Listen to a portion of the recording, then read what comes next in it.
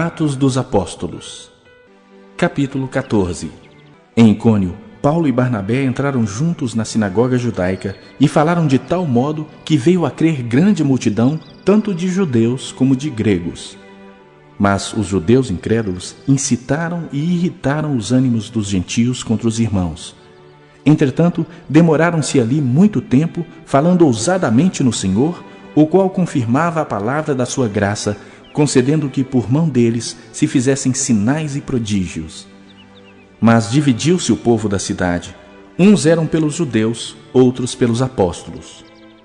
E como surgisse um tumulto dos gentios e judeus, associados com as suas autoridades, para os ultrajar e apedrejar, sabendo eles, fugiram para Listra e Derbe, cidades da Licaônia e circunvizinhança, onde anunciaram o evangelho.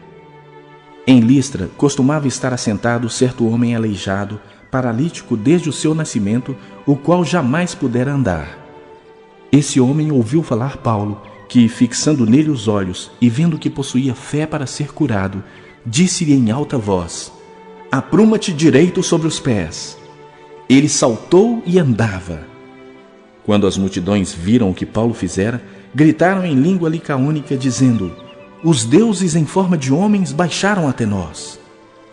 A Barnabé chamavam Júpiter e a Paulo Mercúrio, porque era esse o principal portador da palavra. O sacerdote de Júpiter, cujo templo estava em frente da cidade, trazendo para junto das portas touros e grinaldas, queria sacrificar juntamente com as multidões. Porém, ouvindo isto, os apóstolos Barnabé e Paulo, rasgando as suas vestes, saltaram para o meio da multidão, clamando: "Senhores, por que fazeis isto? Nós também somos homens como vós, sujeitos aos mesmos sentimentos, e vos anunciamos o Evangelho para que destas coisas vãs vos convertais ao Deus vivo, que fez o céu, a terra, o mar e tudo o que há neles, o qual, nas gerações passadas, permitiu que todos os povos andassem nos seus próprios caminhos. Contudo, não se deixou ficar sem testemunho de si mesmo, fazendo o bem, dando-vos do céu chuvas e estações frutíferas, enchendo o vosso coração de fartura e de alegria." Dizendo isto, foi ainda com dificuldade que impediram as multidões de lhes oferecerem sacrifícios. Sobrevieram, porém, judeus de Antioquia e Icônio, e, instigando as multidões e apedrejando a Paulo, arrastaram-no para fora da cidade, dando-o por morto. Rodeando-o, porém, os discípulos, levantou-se e entrou na cidade. No dia seguinte, partiu com Barnabé para Derbe.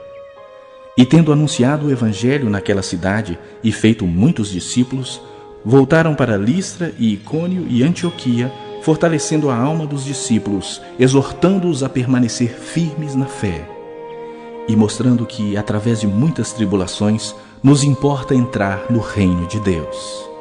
E promovendo-lhes em cada igreja a eleição de presbíteros, depois de orar com jejuns, os encomendaram ao Senhor em quem haviam crido. Atravessando a Pisídia, dirigiram-se a Panfília. E, tendo anunciado a palavra em Perge, desceram a Atália e dali navegaram para Antioquia, onde tinham sido recomendados à graça de Deus para a obra que haviam já cumprido. Ali chegados, reunida a igreja, relataram quantas coisas fizera Deus com eles e como abrir aos gentios a porta da fé. E permaneceram não pouco tempo com os discípulos.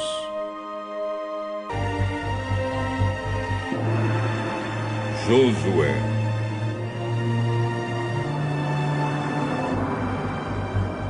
Capítulo 22.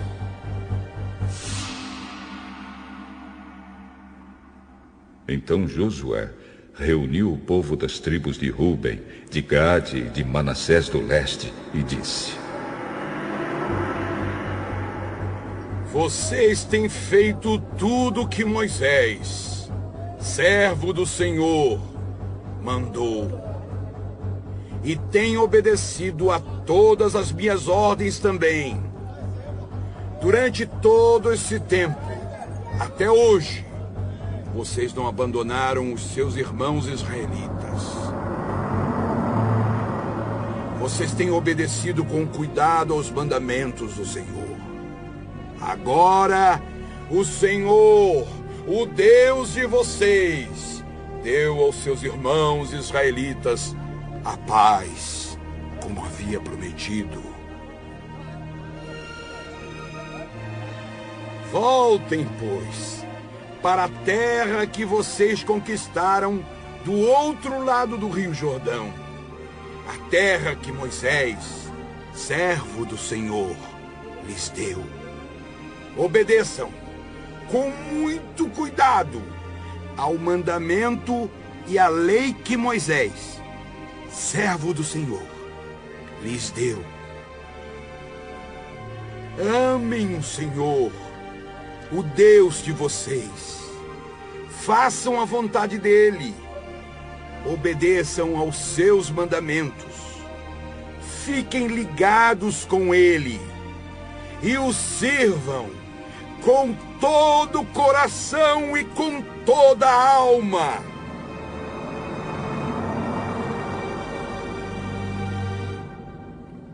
Aí Josué os abençoou e se despediu deles. E eles voltaram para casa. Moisés tinha dado terras a leste do rio Jordão, em Bazã, a uma das metades da tribo de Manassés. Mas para a outra metade, Josué tinha dado terras a oeste do rio, junto com as outras tribos. Quando Josué se despediu deles, abençoou-os e disse: Vocês estão voltando para casa muito ricos, com muito gado, prata, ouro, bronze, ferro e grande quantidade de roupas. Repartam com seus irmãos israelitas aquilo que vocês tomaram dos inimigos. Então o povo das tribos de Ruben, de Gade e de Manassés do leste voltou para casa.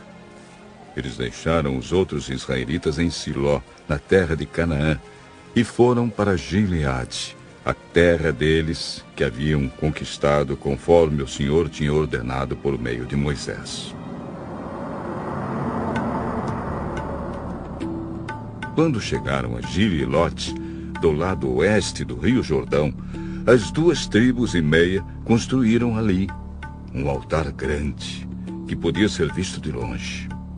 Os israelitas das outras tribos ouviram falar disso e comentavam: Escutem, o povo das tribos de Ruben, de Gade, de Manassés do leste, construiu um altar em Gililote, do nosso lado do rio Jordão. Quando o povo de Israel ouviu isso, todos se reuniram em Siló para fazer guerra contra eles. Então o povo de Israel enviou Finéias, filho do sacerdote Eleazar, à terra de Gileade, para falar com o povo das tribos de Ruben, de Gade e de Manassés do leste. Junto com Finéias foram 10 líderes, um de cada uma das tribos de Israel. Eles foram até a terra de Gileade para falar com o povo de Ruben, de Gade e de Manassés do leste. Eles disseram: Todo o povo de Deus reunido mandou dizer isto: Por que vocês fizeram essa traição contra o Deus de Israel? Por que se revoltaram contra o Senhor, construindo vocês mesmos esse altar? Será que não estão mais seguindo o Senhor? Vocês não lembram do pecado cometido em Peor, quando o Senhor castigou o seu povo? Nós ainda estamos sofrendo por causa disso. Será que aquele pecado não bastava? Será que agora vão deixar de seguir o Senhor?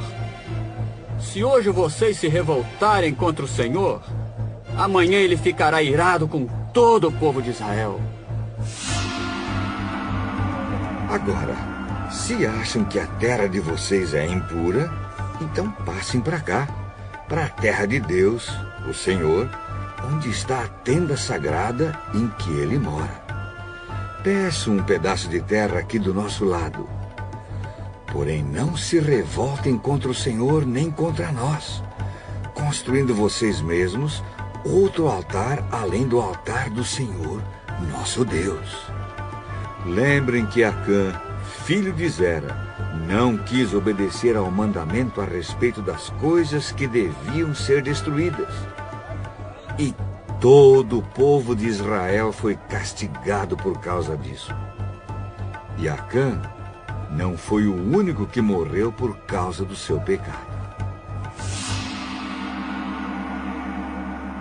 Então o povo das tribos de Ruben, de Gade e de Manassés do leste respondeu aos chefes das famílias de Israel: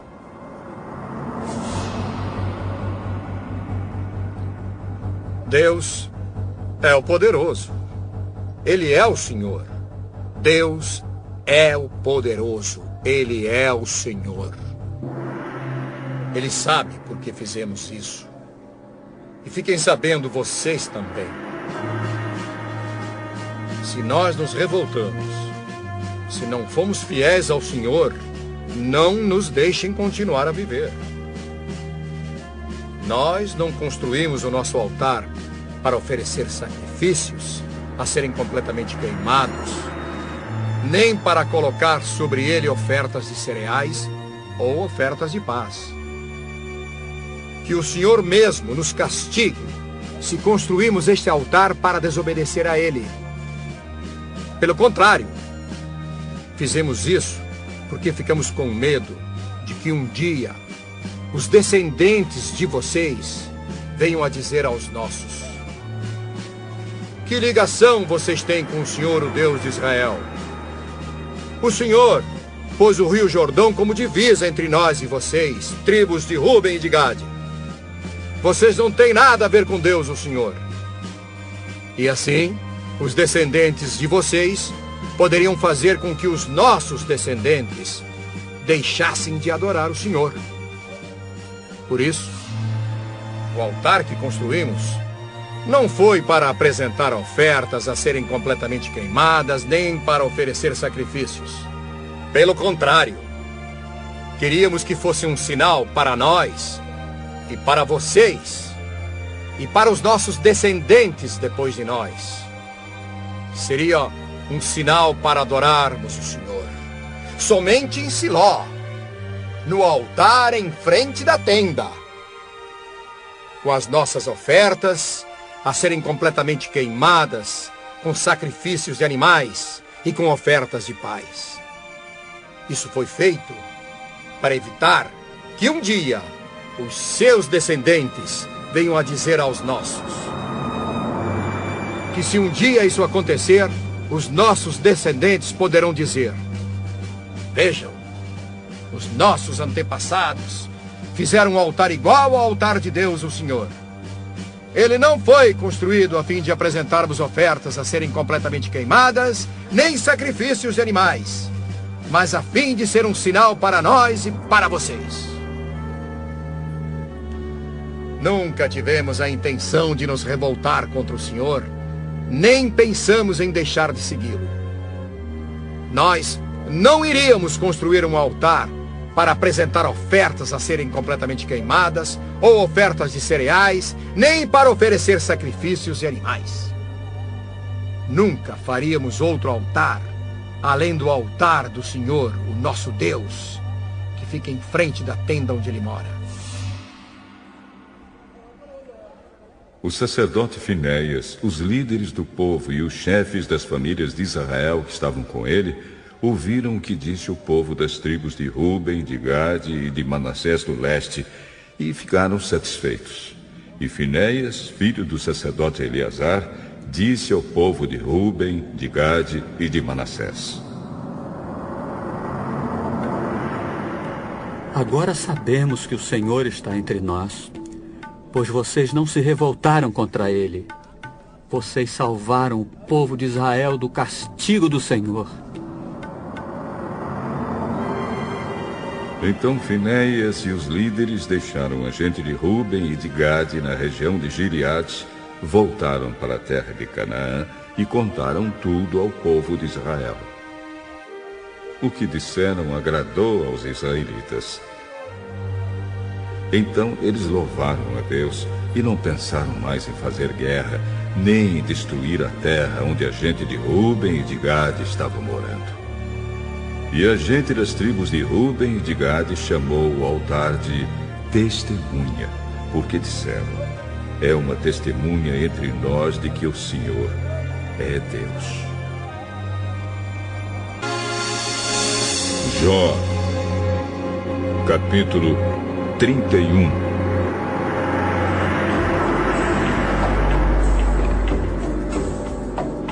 Eu jurei que os meus olhos nunca veriam de cobiçar uma virgem.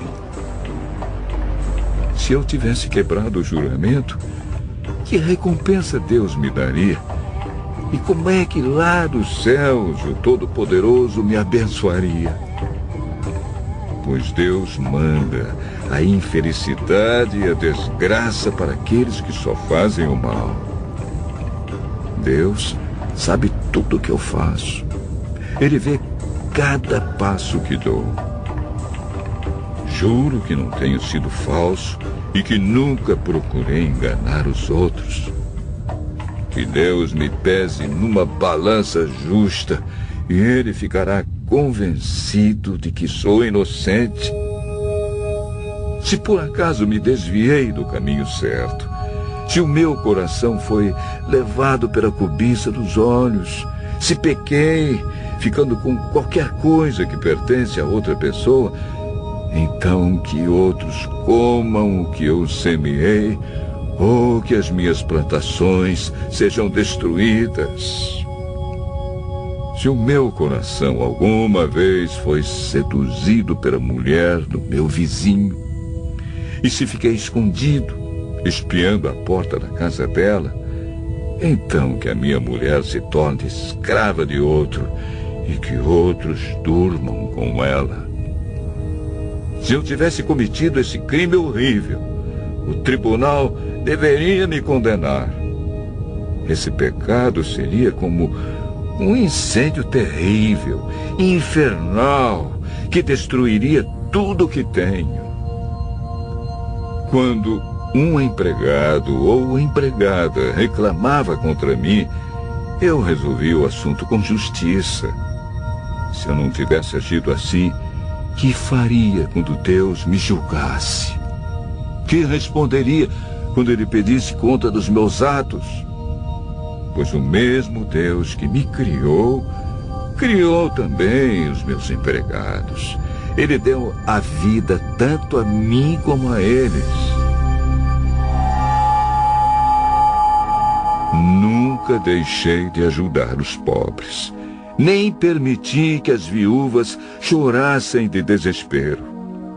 Nunca tomei sozinho as minhas refeições, mas sempre reparti a minha comida com os órfãos. Eu os tratava como se fosse pai deles e sempre protegia as viúvas. Quando via alguém morrendo de frio por falta de roupa, ou notava algum pobre que não tinha com que se cobrir, eu lhe dava roupas quentes, feitas com a lã das minhas próprias ovelhas, e ele me agradecia do fundo do coração. Se alguma vez fui violento com o órfão, sabendo que eu tinha o apoio dos juízes, então que os meus braços sejam quebrados, que sejam arrancados dos meus ombros. Eu nunca faria nenhuma dessas coisas, pois tenho pavor do castigo de Deus e não poderia enfrentar a sua presença gloriosa. Jamais confiei no ouro. Ele nunca foi a base da minha segurança. Nunca me orgulhei de ter muitas riquezas, nem de ganhar muito dinheiro. Tenho visto o sol brilhar e a lua caminhar em toda a sua beleza. Porém, nunca os adorei, nem em segredo, e não lhes atirei beijos com a mão. Se tivesse cometido esse terrível pecado, eu teria sido infiel a Deus que está lá em cima, e o tribunal deveria me condenar. Jamais me alegrei com o sofrimento dos meus inimigos, nem fiquei contente se lhes acontecia alguma desgraça. E nunca fiz uma oração pedindo a Deus que matasse algum deles. Os empregados que trabalham para mim sabem que os meus convidados comem à vontade, do bom e do melhor. Nunca deixei um estrangeiro dormir na rua. Os viajantes sempre se hospedaram na minha casa. Jamais procurei encobrir as minhas faltas, como fazem algumas pessoas, nem escondi no coração os meus pecados. Nunca tive medo daquilo que os outros poderiam dizer. Não fiquei dentro de casa, calado, com receio de que zombassem de mim.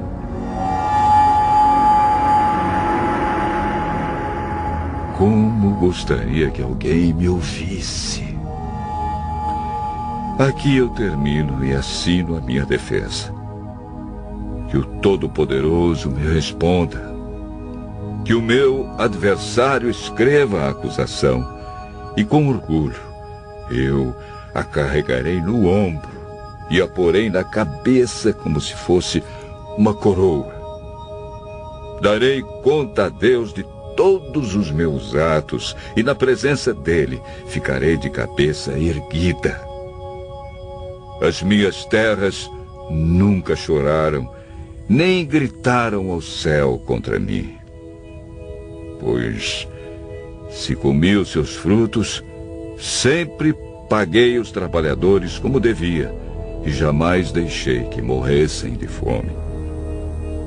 Se não estou dizendo a verdade, então que nas minhas terras cresçam espinhos em vez de trigo, e mato em vez de cevada.